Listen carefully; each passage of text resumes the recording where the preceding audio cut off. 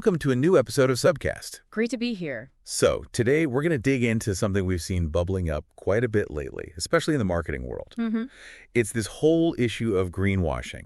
We see a lot of campaigns here at Subsign, and this topic just keeps coming up. It really does. What specifically got you thinking about it for this deep dive? It was actually a discussion I saw over on LinkedIn. It touched on sustainability in advertising, and then this Coughlin Romania campaign came up. Well, yeah, I saw that one. They were talking about their zero waste stuff. Exactly. And they were tagging other big retailers, too, kind of like, look, we're all trying here. Right. And it just struck me as, well, interesting, because on one hand, focusing on less waste is obviously good. Sure, you can't argue with that objective. But then again, these are huge retailers whose whole model often relies on discounts and promotions to get us, the consumers, to buy more stuff. The classic tension. Promote less waste, but also promote more buying. Yeah. It felt like a bit of a contradiction, or at least a very fine line they're walking. What was your take on that kind of messaging? Well, it really highlights that core conflict, doesn't it? Companies want to appeal to people who care about the environment. That's a growing market segment. Definitely. But the traditional engine of retail is volume, selling more units. So yeah, the lines between real sustainable action and, let's say, sustainability as a marketing angle can get pretty blurry. Totally blurry. And that really pushed us to look closer at this term, greenwashing. Okay. So for anyone listening who maybe isn't totally familiar, the Cambridge Dictionary puts it pretty simply. It's basically behavior or activities that make people believe that a company is doing more to protect the environment than it really is. Right. It's about the perception versus the reality. Exactly. And as a marketing agency, this is fascinating for us. We want to understand, why does this happen? What are the actual impacts? Yeah. And how can we and our clients navigate this space properly? And from our angle here at Subsign, you really see how advertising is often the main vehicle for this. Oh, absolutely. Advertising is brilliant at highlighting one specific thing, right? That one green feature, that one eco-friendly aspect. Yeah, it puts a spotlight on the good bit. And sometimes lets the rest of the picture kind of fade into the shadows. It's like focusing on, the recycled cardboard box while ignoring the massive carbon footprint of shipping the product inside it. Precisely. And some industries seem, well, I'd say more prone to this than others. Fashion comes to mind immediately. Definitely. Fast fashion especially. Yeah, the whole business model is built on quick turnarounds, high volume, low prices, Right. which inherently uses a ton of resources and creates a lot of waste. Right. So take an example like Pretty Little Thing, PLT.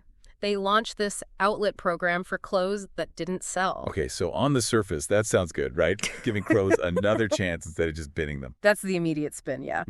Less waste, second life for garments. Sounds responsible. Yeah. But you have to look at the kind of clothes. Often it's made from, cheaper synthetic materials. Things designed to be trendy for 5 minutes, not to last. So the quality isn't really there for a long second life. Probably not. The environmental benefit of reselling something that might fall apart after a few more wears? Well, it's limited. It's still likely heading to landfill pretty quickly. So it generates a positive headline, maybe makes people feel a bit better buying from them? Exactly. But it doesn't really tackle the bigger problems of overproduction or the materials they're choosing in the first place. It's a classic case of focusing marketing on one small action. That's a really clear example. And like you said, it's not just fashion doing this. No way. You see it in the car industry, right? Taking up eco-friendly features on vehicles that still burn fossil fuels. Or the food industry. That word natural gets thrown around a lot. Oh, natural is a big one. Also eco-friendly. Organic. Sometimes these terms are used really loosely without strong definitions or certifications behind them. Like in cosmetics, maybe. Yeah. Highlighting one plant extract when the rest is synthetic chemicals. Exactly that. Those words, natural, eco, green, they resonate with people. They create a positive feeling. Yeah, they have power. But the substance behind them isn't always there. What does natural even mean for a face cream made in a giant factory? It might just be a tiny percentage of the actual formula. So it's about creating an association rather than proving a real environmental benefit sometimes. Often, yes. Okay, so let's get into the why this matters part from a marketing perspective, but also just generally. Yeah. What are the real problems with greenwashing? Why should we be concerned? Well, number one, I'd say, is that it just plain misleads people, consumers. Right. People make buying choices thinking they're picking the environmentally sound option, but that belief might be based on, skewed or incomplete info from the marketing. They want to do the right thing, but they're kind of tricked into not actually achieving it. And I guess that then hurts the companies that are genuinely trying hard, the ones really investing in sustainable practices. Absolutely. That's a huge knock-on effect. It muddies the waters. How can you, as a consumer, tell the difference between a real commitment and just clever marketing spin? Yeah, it makes it super difficult. And think about it. Why would a company spend a lot of money developing, say, a truly biodegradable material if a competitor can just slap an eco-friendly label on their standard product and maybe achieve the same sales boost? Good point. It actually discourages real progress. It can, yeah. It lowers the incentive for genuine innovation and sustainability. So we've got misleading consumers undermining genuine efforts. What else? Well, the environmental damage itself, right? If people keep buying products that are harmful based on misleading claims, then we're not actually reducing our collective impact. The problems persist. Okay, that makes sense. So misleading consumers, undermining real efforts, actual environmental harm. Then there's trust. Loss of trust. Yeah. That's a big one for brands. Huge. If people feel like they've been fooled by green claims, they lose faith. Not just in that one company, maybe, but in all environmental claims from businesses. It creates cynicism. Which can damage reputations long term. Definitely. And the last point, which we kind of touched on, is stifling innovation. If greenwashing lets companies off the hook, if consumers aren't demanding truly better alternatives because they think they're already getting them, then there's less pressure to actually invent and invest in those better alternatives. Exactly. The market signals get distorted. Wow. Okay. Yeah. So those 5 points, misleading consumers, undermining genuine efforts, environmental damage, loss of trust, and stifling innovation, that paints a pretty clear picture of why it's problematic. It really does. It's not just harmless marketing fluff. It has real consequences. It feels like this complex loop. Consumers do want greener options, which is great. Yeah, the demand is there. But then some companies take the shortcut, the greenwashing route, which then confuses consumers and makes it harder for them to support the genuinely good stuff. That's a good way to put it. And that really brings us to the role of the consumer in all this. Right.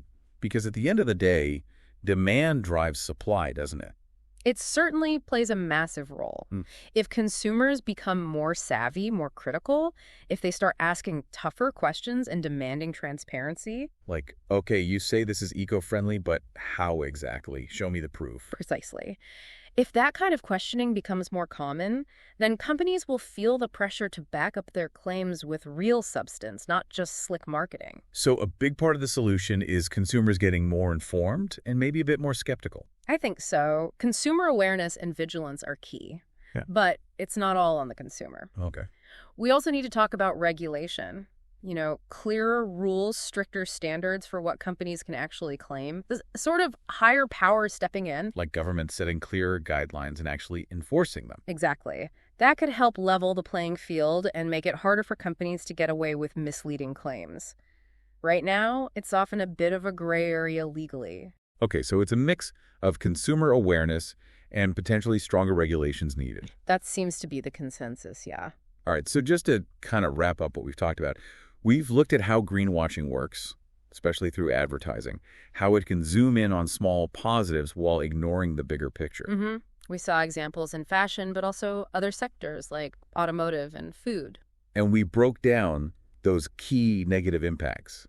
Misleading you, the consumer, undermining the companies doing good work, hurting the environment, eroding trust, and holding back real innovation. And the big takeaway, maybe, is that while businesses need to be ethical in their marketing, we as consumers also have a lot of power through the choices we make and the questions we ask. Being informed really is crucial if we want to drive genuine change towards sustainability. Absolutely. A final thought to leave everyone with.